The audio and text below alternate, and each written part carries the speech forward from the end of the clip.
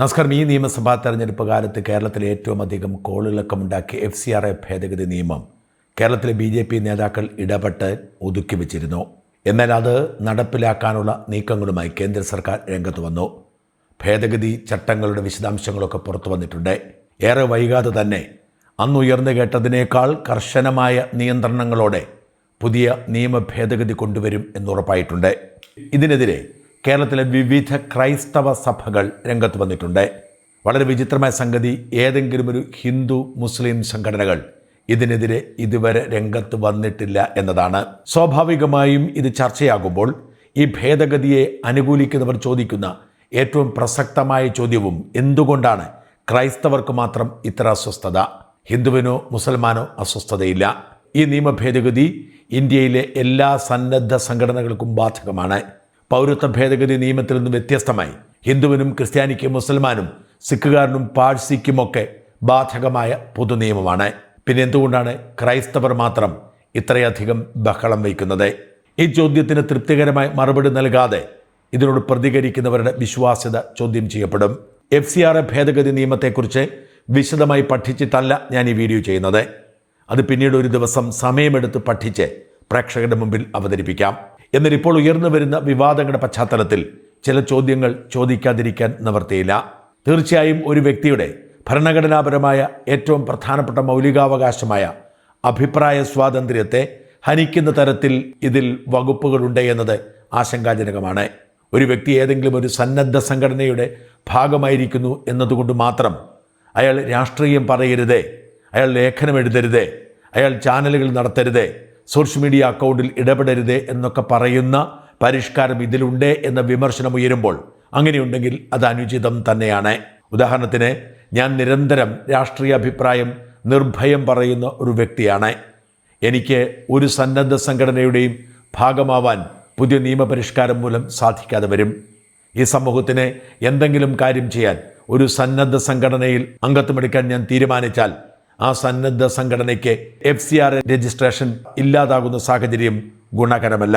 അതേസമയം വിദേശ ശക്തികൾ രാജ്യത്തേക്ക് ഫണ്ടൊഴുക്കി രാജ്യത്തെ മതപരിവർത്തനത്തിനും രാഷ്ട്രവിരുദ്ധ കലാപത്തിനുമൊക്കെ കോപ്പുകൂട്ടുന്ന സാഹചര്യം ഒഴിവാക്കേണ്ടത് തന്നെയാണ്.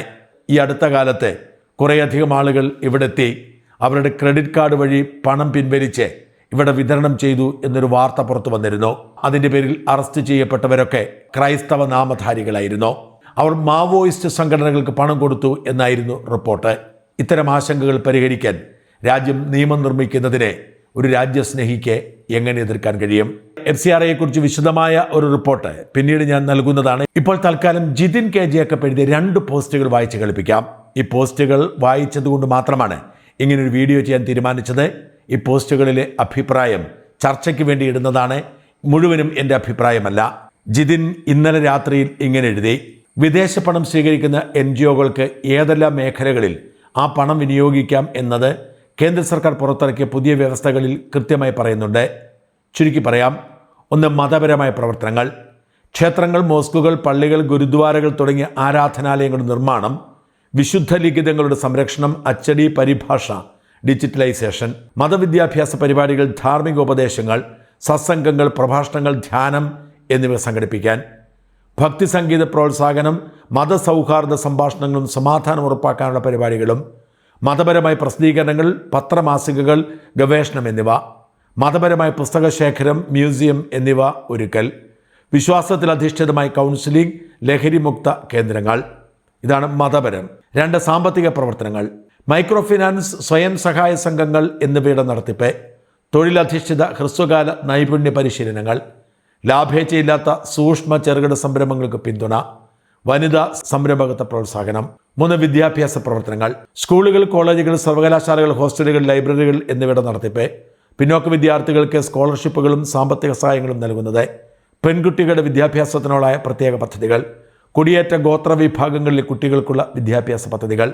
4, സാമൂഹിക പ്രവർത്തനങ്ങൾ, ആശുപത്രികൾ, മൊബൈൽ ഹെൽത്ത് ക്ലിനിക്കുകൾ, ആംബുലൻസ് സേവനങ്ങൾ, പ്രതിരോധ ആരോഗ്യ പരിപാലനം, കുത്തിവയ്പ് ക്യാമ്പുകൾ, മാതൃശിശു ആരോഗ്യ പരിപാലനവും പോഷകാരോഗ്യ പദ്ധതികളും, അനാഥാലയങ്ങളും ശിശു സംരക്ഷണ കേന്ദ്രങ്ങളും, വൃദ്ധസദനങ്ങളും വയോജന ക്ലിനിക്കുകളും, ഭിന്നശേഷിക്കാരുടെ പരിപാലനവും പുനരധിവാസവും, ലഹരിമുക്ത കേന്ദ്രങ്ങൾ, ഭവനരഹിതർക്കായുള്ള അഭയകേന്ദ്രങ്ങൾ, രാത്രി താമസ കേന്ദ്രങ്ങൾ.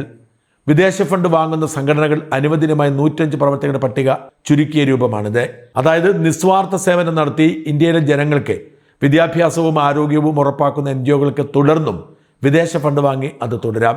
വിദ്യാഭ്യാസം നൽകണോ നൽകിക്കോ, ആശുപത്രികൾ തുടങ്ങണോ തുടങ്ങിക്കോ, അനാഥാലയങ്ങൾ നടത്തണോ നടത്തിക്കോളൂ, ഇതൊന്നും ചെയ്യരുത് എന്ന് കേന്ദ്ര സർക്കാർ ഒരു NGOകളോടും പറഞ്ഞിട്ടില്ല. കേന്ദ്ര സർക്കാർ പറഞ്ഞത് ഇത്രയേ ഉള്ളൂ: കൃത്യമായ കണക്ക് കാണിക്കണം, ലഭിക്കുന്ന വിദേശ ഫണ്ട് എന്താവശ്യത്തിന് ഉപയോഗിക്കുന്നു സർക്കാരിനെ അറിയിക്കണം, മതപരിവർത്തനം പാടില്ല. ഈ നിയമം വിദേശ ധനസഹായം വാങ്ങുന്ന എല്ലാ മതസംഘടനകൾക്കും ബാധകമാണോ? അതെ, ഹിന്ദു, മുസ്ലിം, സിഖ്, ക്രിസ്ത്യൻ ഉൾപ്പെടെ വിദേശ ധനസഹായം വാങ്ങുന്ന എല്ലാ മതസംഘടനകൾക്കും ബാധകമാണ്. അപ്പോൾ പിന്നെ നിസ്വാർത്ഥ സേവനം നടത്താൻ വെമ്പി നിൽക്കുന്ന NGOകൾക്ക് എന്താണ് പ്രശ്നം? പ്രശ്നമുണ്ട്. ഞങ്ങൾ ക്രിസ്ത്യൻ സഭകൾക്ക് പ്രശ്നമുണ്ട്. പിന്നെ നിസ്വാർത്ഥ സേവനം നടത്താൻ ഞങ്ങൾ ക്രിസ്ത്യാനികൾക്ക് വട്ടാണോ? ഇതെല്ലാം ചെയ്യുന്നത് ഒരു മതപരിവർത്തനം എന്ന ലക്ഷ്യം വെച്ചുകൊണ്ട് മാത്രമാണ്. രണ്ടാമതായി, പുരോഹിത വർഗത്തിൻ്റെയും അവരുടെ അനുയായികളുടെയും ആർഭാട ജീവിതം. സുവിശേഷം പ്രസംഗിച്ചത് മനസ്സിലാക്കണം എങ്കിൽ ആദ്യം വിദ്യാഭ്യാസം നൽകണം. അതിനുവേണ്ടിയാണ് സ്കൂളുകൾ തുടങ്ങുന്നത്. ആശുപത്രികൾ പ്രാദേശിക ജനങ്ങൾ കൂടുതൽ അടുക്കാൻ പറ്റിയ സ്ഥാപനങ്ങളാണ്. തദ്ദേശീയ ഗോത്രവർഗ്ഗങ്ങളുടെ വിശ്വാസാചാരങ്ങൾ, അനുഷ്ഠാനങ്ങൾ, ആരാധനാ രീതികൾ എന്നിവയൊക്കെ തച്ചു തകർത്ത് അവരെ മതം മാറ്റി ക്രിസ്ത്യൻ വിശ്വാസിയാക്കുക തന്നെയാണ് ലക്ഷ്യം. സേവനം മാത്രമാണ് ഇവരുടെ ലക്ഷ്യം എങ്കിൽ വിദേശ ഫണ്ട് വാങ്ങി അത് ഇത്രയും തുടരാൻ കേന്ദ്ര സർക്കാർ കൃത്യമായി പറയുന്നുണ്ട്. ഈ നിയമം എല്ലാ മതവിഭാഗങ്ങൾക്കും ബാധകവുമാണ്. അപ്പോൾ പിന്നെ ക്രിസ്ത്യൻ വിഭാഗം മാത്രം ഞങ്ങൾ സേവനം ചെയ്യുന്നത് പാപമാണോ? അത് ന്യൂനപക്ഷ പീഡനമാണ്, പാവപ്പെട്ടവനെ സഹായിക്കുന്നതാണോ തെറ്റ് എന്നൊക്കെ ചോദിച്ച് ഇരവാദം ഉയർത്തുന്നുണ്ട്. ഉത്തരം ഒന്നേ ഉള്ളൂ: ഇവരുടെ ലക്ഷ്യം മതപരിവർത്തനം മാത്രമാണ്. രണ്ടാമത്തേത്, പുരോഹിത വർഗത്തിൻ്റെ ആർഭാട ജീവിതവും സേവനമാണ് ലക്ഷ്യമെങ്കിൽ അത് ഇനിയും തുടരാം. പക്ഷെ അതല്ലല്ലോ അവർക്ക് വേണ്ടത്. ഇനി ജിതിൻ കെ ജേക്കബ് ഇന്ന് എഴുതിയ പോസ്റ്റ് വായിക്കാം. ക്രിസ്ത്യൻ സഭകൾക്ക് പൊതുസമൂഹത്തിലൂടെ സ്ഥാനം ഇല്ലാതാക്കുന്നത് സഭകളെ നയിക്കുന്ന പുരോഹിത വർഗമാണ്. ഒരു ക്രിസ്ത്യൻ പുരോഹിതനാകാൻ 10 മുതൽ 14 വർഷം വരെ പഠിക്കണം. പല സഭകൾക്കും പലതാണ്. ഇക്കാലയളവിൽ ഇവർ പഠിക്കുന്നത് ബൈബിൾ മാത്രമല്ല, ചരിത്രം, തത്വശാസ്ത്രം, യുക്തിചിന്ത, ധാർമ്മികത, വിദേശ ഭാഷകൾ തുടങ്ങി ഭക്ഷണം കഴിക്കുമ്പോൾ പാലിക്കേണ്ട മര്യാദകളും ശീലങ്ങളും അടക്കം പഠിക്കും. അങ്ങനെയുള്ളവരിൽ പലരും സോഷ്യൽ മീഡിയയിലൊക്കെ എഴുതുന്ന വിവരക്കേടുകൾ കണ്ടാൽ നാണക്കേട് തോന്നും. കള്ളപ്പണ ഇടപാടിൽ കേസുണ്ട്, കേസെടുക്കാതിരിക്കുന്ന 15 ലക്ഷം രൂപ വേണം എന്ന് തട്ടിപ്പുകാരൻ ഫോണിൽ കൂടി പറഞ്ഞപ്പോൾ 15 ലക്ഷം രൂപ എടുത്തുകൊടുത്ത ബിഷപ്പുമാരൊക്കെയാണ് നമുക്കുള്ളത്. അനധികൃത കുടിയേറ്റവും നിയമപരമായ കുടിയേറ്റവും എന്താണെന്ന് മനസ്സിലാക്കാൻ വിവരമില്ലാത്ത ഒരു ബിഷപ്പ് സോഷ്യൽ മീഡിയയിൽ പോസ്റ്റിട്ട് പരിഹാസം ഏറ്റുവാങ്ങുന്നത് കഴിഞ്ഞ ദിവസം കണ്ടു. ഇപ്പോഴത്തെ FCRA ഭേദഗതി നിയമത്തിനെതിരെ ഇവർക്ക് കേന്ദ്ര സർക്കാരുമായി പിൻവാതിൽ ചർച്ച നടത്തി പരിഹരിക്കാൻ കഴിയുമായിരുന്നു. പക്ഷെ അവർ കരുതി കേരളത്തിലെ ക്രിസ്ത്യൻ വോട്ട് കാണിച്ച് പേടിപ്പിക്കാമെന്ന്. കേന്ദ്ര സർക്കാർ നേരെ വെല്ലുവിളി, പരിഹാസം, ഭീഷണി അതിപ്പോൾ ഇരവാദമായി മാറി. കേന്ദ്ര സർക്കാർ ആകട്ടെ എന്താണ് FCRA നിയമമെന്നും അതുവഴി എന്തൊക്കെ ചെയ്യാമെന്നും കൃത്യമായി ജനങ്ങളിൽ എത്തിക്കാനും ഈ സാഹചര്യം നന്നായി ഉപയോഗിച്ചു. അതൊരു ക്രിസ്ത്യൻ സഭകളുടെ വിശ്വാസ്യതയ്ക്ക് മുഴുവൻ തിരിച്ചടിയാണ് നേരിട്ടത്. വിദേശ ഫണ്ട് വാങ്ങി ഇന്ത്യയിലെ സംഘടനകൾക്ക് അനുവദനീയമായ 105 പ്രവർത്തകരുടെ പട്ടികയിൽ ഉള്ളത് പ്രകാരം വിദേശ ഫണ്ട് വാങ്ങി വിദ്യാഭ്യാസ സ്ഥാപനങ്ങൾ തുടങ്ങാം, ആശുപത്രികൾ തുടങ്ങാം, അനാഥാലയങ്ങൾ നടത്താം. അങ്ങനെ ഏതുതരം സേവനങ്ങളും തുടർന്നും ചെയ്യാം. ഇതൊന്നും ചെയ്യരുത് എന്ന് കേന്ദ്ര സർക്കാർ ഒരു NGOകളും പറഞ്ഞിട്ടില്ല. ഈ നിയമം വിദേശ ധനസഹായം വാങ്ങുന്ന എല്ലാ മതസംഘടനകൾക്കും ബാധകമാണോ? അതെ, ഹിന്ദു, മുസ്ലിം, സിഖ്, ക്രിസ്ത്യൻ ഉൾപ്പെടെ വിദേശ ധനസഹായം വാങ്ങുന്ന എല്ലാ മതസംഘടനകൾക്കും ബാധകമാണ്. വിദേശ പണം കൊണ്ട് ഇന്ത്യയിൽ സ്കൂൾ ആരംഭിക്കരുത് അല്ലെങ്കിൽ പ്രവർത്തിപ്പിക്കരുതെന്ന് കേന്ദ്ര സർക്കാർ പറഞ്ഞു. ഇല്ല, ഇനിയും തുടരാം. ആശുപത്രികൾ, അനാഥാലയങ്ങൾ എന്നിവയൊക്കെ ആരംഭിക്കരുതെങ്കിൽ പ്രവർത്തിപ്പിക്കരുത് എന്ന് കേന്ദ്ര സർക്കാർ പറഞ്ഞു. ഇല്ല, പറഞ്ഞിട്ടില്ല. ക്രിസ്ത്യൻ സഭ നടത്തുന്ന ഏതെങ്കിലും സേവനം നടത്തരുതെന്ന് കേന്ദ്ര സർക്കാർ പറഞ്ഞു. ഇല്ല, പറഞ്ഞിട്ടില്ല. പിന്നെ എന്തിനാണ് ഹിന്ദു, മുസ്ലിം, സിഖ് മതവിഭാഗങ്ങളടക്കം എല്ലാവർക്കും ബാധകമായി നിയമത്തിനെതിരെ കേരളത്തിൽ ക്രിസ്ത്യൻ പുരോഹിതൻ മാത്രം ഉറഞ്ഞു തുള്ളുന്നത്? കേന്ദ്ര സർക്കാർ പറഞ്ഞത് ഇത്ര മാത്രമേ ഉള്ളൂ: വിദേശത്തു നിന്ന് കിട്ടുന്ന പണത്തിന് കൃത്യമായ കണക്ക് കാണിക്കണം. ലഭിക്കാനുള്ള വിദേശ ഫണ്ട് എന്താവശ്യത്തിന് ഉപയോഗിക്കുന്നത് സർക്കാരിനറിയണം. 3, മതപരിവർത്തനം പാടില്ല. നിസ്വാർത്ഥ സേവനം നടത്താനാണെങ്കിൽ സഭകൾക്ക് തുടർന്ന് വിദേശ ഫണ്ട് വാങ്ങാമെന്ന് കേന്ദ്ര സർക്കാർ പറയുമ്പോഴും സഭകൾ ഇങ്ങനെ മോങ്ങുന്നത് മതപരിവർത്തനം നടത്താൻ പാടില്ല എന്ന ക്ലോസ് നിയമത്തിലുള്ളതുകൊണ്ടാണ്. രണ്ടാമതായി, വിദേശ സംഭാവന നിയന്ത്രണ നിയമം പ്രകാരം ലഭിക്കുന്ന തുകയുടെ 20% മാത്രമാണ് ഭരണപരമായ ചെലവുകൾക്ക് ഉപയോഗിക്കാൻ അനുവാദമുള്ളത്. അതായത് വക മാറ്റാൻ പറ്റില്ല എന്നതാണ് ഇവരെ കുണ്ഠിതപ്പെടുത്തുന്നത്. അതായത് ക്രിസ്ത്യൻ സഭകൾ നടത്തുന്ന സേവനങ്ങൾ എല്ലാം ലക്ഷ്യം വയ്ക്കുന്നത് മാനവകുലത്തിൻ്റെ നന്മയോ പുരോഗതിയൊന്നുമല്ല, മറിച്ച് മതപരിവർത്തനം എന്ന ഒറ്റ ലക്ഷ്യം മാത്രമാണ് സഭകൾ എന്ന് തുറന്നു പറയുകയാണ്. നിസ്വാർത്ഥ സേവനമാണ് ഞങ്ങൾ ചെയ്യുന്നത് എന്ന് സഭകൾ ഇനിയും എങ്ങനെ പറയാൻ സാധിക്കും? അപ്പോൾ ക്രിസ്ത്യൻ സഭകൾ കൊട്ടിഘോഷിക്കുന്ന പാവങ്ങൾക്ക് വേണ്ടിയുള്ള സേവനം എന്നത് വെറും മറ മാത്രമാണോ? ലക്ഷ്യം മതപരിവർത്തനമാണ്. അതാണ് ഇപ്പോൾ തുറന്നു കാട്ടപ്പെടുന്നത്. കേരളത്തിൽ നിന്ന് കോൺഗ്രസ് രാഷ്ട്രീയം കളിക്കുന്ന മണ്ടന്മാരെ മെത്രാന്മാർ ചെയ്യേണ്ടിയിരുന്നത് കേന്ദ്ര സർക്കാരുമായി പിൻവാതിൽ ചർച്ചകൾ നടത്തി സമവായത്തിലെത്തുകയായിരുന്നു. അപ്പോൾ നിങ്ങൾ രാഷ്ട്രീയം കളിക്കാൻ പോയി, മോദിയെ ഭീഷണിപ്പെടുത്താനും പരിഹസിക്കാനും പോയി. ഇതിപ്പോൾ എന്താണ് FCR നിയമം എന്ന് കൃത്യമായി ജനങ്ങൾക്ക് മനസ്സിലാവുകയും ചെയ്തു.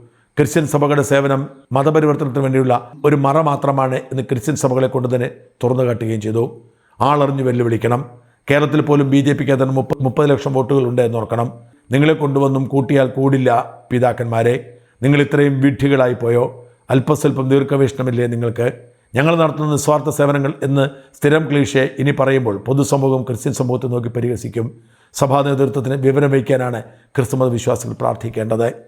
ഞാൻ ഈ കുറിപ്പുകളെ പൂർണ്ണമായും യോജിക്കുന്നില്ല. എന്നിരുന്നാലും FCR നിയമത്തെക്കുറിച്ച് ആശങ്കപ്പെടുന്നവർക്ക് ഒരു കൃത്യമായ വിശദീകരണം തന്നെയാണിത്.